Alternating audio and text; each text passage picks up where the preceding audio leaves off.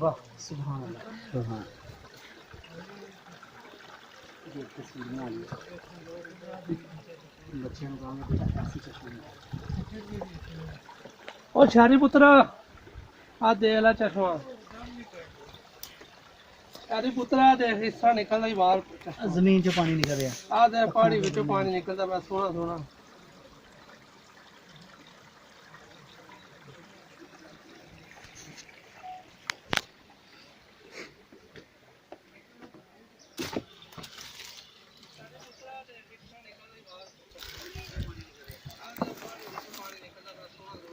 किधर पहुंचे हो? किधर पहुंच गए?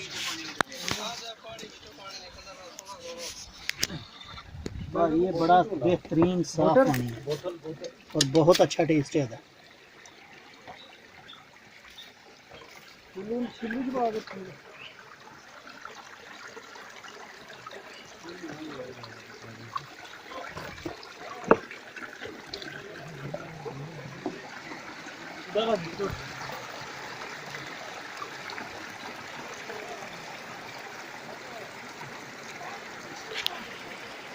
किशे वजह तला मासर प्रोटी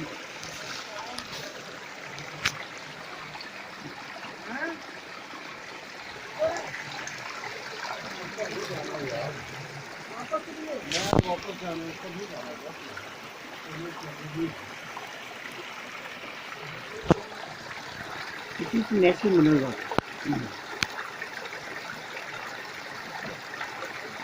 Comes out of stone. That is the beauty of nature and proof of Allah Almighty.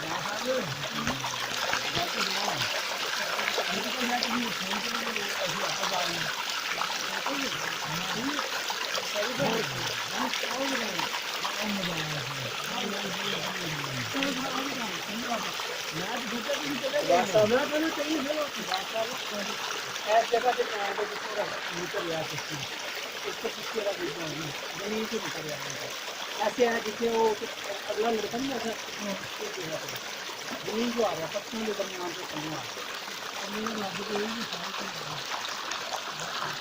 अंदाजा करोगे क्योंकि थल्ले जाओगे तो चाहिए पानी वास्ते कितनी हाइट से पानी रास्ता इधर नहीं है